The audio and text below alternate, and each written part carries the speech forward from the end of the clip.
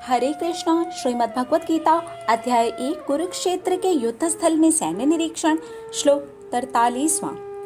दोषैरैते कुलक्षाणां वर्णसंकरकारकैः उत्साद्यन्ते जातिधर्मः कुलधर्माश्च शाश्वताः।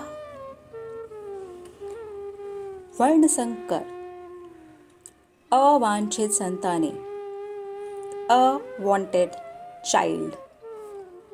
जब अवांछित संतानें होंगी तो वो दोषों से ही भरी हुई होंगी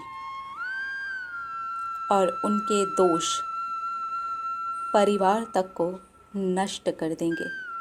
परिवार क्या है ये हम अभी आगे समझेंगे। पहले हम समझते हैं इस श्लोक में अर्जुन क्या कह रहे हैं। वर्ण संकर उत्पन्न होने से दोष ही दोष होंगे और वो पूरे के पूरे परिवार को नष्ट कर देंगे। और परिवार नष्ट होगा तो सब कुछ ही नष्ट होगा। जो लोग कुल परंपराओं को खत्म करते हैं, नष्ट करते हैं, उसमें दोष डाल देते हैं, वो और भी बहुत कुछ खत्म करते हैं। वो पूरा का पूरा सनातन धर्म खत्म करते हैं। उनके परिवार की जो परंपराएं होती हैं उन्हें भी खत्म करते हैं। उनके समुदाय में जो परंपराएं होती हैं उन्हें भी खत्म करते हैं। तो इस तरह से अगर मेरे कुल का नाश होता है तो इतना सब नुकसान होगा। इस श्लोक में अर्जुन ये कहते हैं। अब इस श्लोक को हम अपने जीवन में लगा करके देखते हैं। वर्ण संकर, अवांटेड चाइल्ड, अवांटेड चिल्ड्रंस, क्योंकि यहाँ पर सिर्फ एक बच्चा तो है ही नहीं। एक इच्छा के बाद एक पे एक, एक पे एक, एक पे एक इच्छा, और उसमें से पता नहीं कितने सारे बुरे बुरे कर्म, दोष ही दोष। वो जो वर्ण संकर है, वो जो अवांछित संतानें हैं, वो कितने ही बुरे बुरे कर्मों को जन्म दे रही है। और आज हम यहाँ तक पहुँच गए हैं। परिवार तक को नष्ट कर देती है। जी हाँ, जब हम कुल की बात करते हैं यानी कि अपनी बात करते हैं तो इसके अंदर परिवार कैसे लगता है। हमारे अंदर परिवार कहाँ है?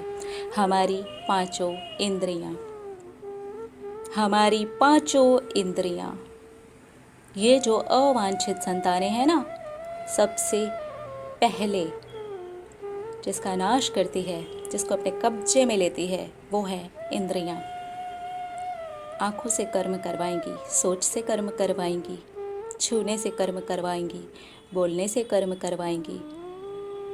इस तरह से हमारी पांचों इंद्रियों से गलत कर्म करवाएंगी। परिवार नष्ट हो जाएगा। कुल हम हैं और हमारे मन की जो शांति है वो है सनातन धर्म।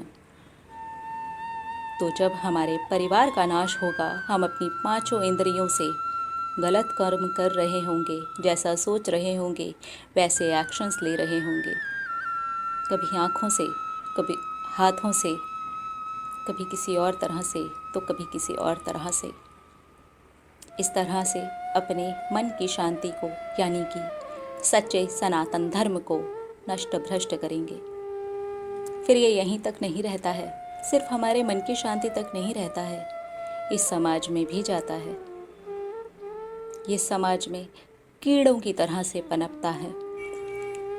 आज जितना भी हम दुख दर्द देख रहे हैं वो इसी का हिस्सा है। उसकी वजह यही है, हमारी एक पे एक हम पर हावी होती हुई इच्छा, हमारी ही एक पे एक गलत आदतें, हमारी ही सोच को अपने ऊपर हावी होते हुए देखना, ये सब कुछ अवांछित संतानों को जन्म देता है। इतनी सारी अवांछित संतानों को सिर्फ और सिर्फ एक जीव जन्म देता है जिसका अंदाज़ा लगा पाना भी मुश्किल है। तो उससे परिवार नष्ट होता है, क्योंकि वो सबसे पहले फ़ायदा ही परिवार से उठाते हैं। इसलिए यहाँ ये समझना बहुत ज़रूरी है, हमारा परिवार हमारे कितने कब्जे में है, हमारी पांचों की पांचों इंद्रियां हमारे कितने कब्जे में हैं। हम सूंघते हैं, हम देखते हैं, हम बोलते हैं, हम टच करते हैं, हम महसूस करते हैं। तो क्या करते हैं? क्या हम अपनी ही अवांछित संतानों को हर पल में जन्म दे रहे हैं? क्या हमारी इच्छाएं हम पर हावी हैं? क्या हमारी बुरी आदतें हम पर हावी हैं? क्या हमारी सोच हम पर हावी है? हमें उस पर हावी होना चाहिए या उसे हम पर हावी होना चाहिए? इस श्लोक से बहुत गहरे मतलब को हम अपने जीवन में समझ सकते हैं, प्रयास कर सकते हैं अपने परिवार को बचाने का। परिवार बचेगा तो समाज बचेगा, समुदाय बचेगा, परंपरा बचेगी। हर एक समुदाय का, हर एक परंपरा का एक नियम होता है। वही नियम है हमारे भी कुल का, वही है सनातन धर्म। एक ही नियम है, हमारे मन की शांति। भौतिक चीज़ों से प्रसन्नता नहीं, बाहरी चीज़ों से प्रसन्नता नहीं, किसी चीज़ के मिल जाने या खो जाने से शोक या खुशी नहीं, किसी भी आदत के छूटने या अपनाने से शोक या खुशी नहीं। अंदर क्या है? वो है सनातन धर्म।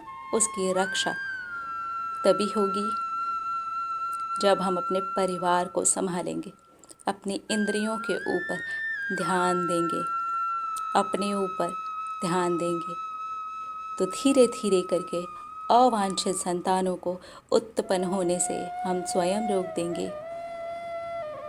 इस श्लोक का मतलब अगर समझेंगे तो उसी पल से अपने जीवन में कुछ ना कुछ बदलाव लाने का ज़रूर प्रयास करेंगे। बहुत खूबसूरत श्लोक है, बहुत गहरी शिक्षा दे रहा है। मिलेंगे अगले श्लोक में और देखेंगे हमारी श्रीमद् भगवत गीता हमें क्या शिक्षा दे रही है। हरे कृष्णा।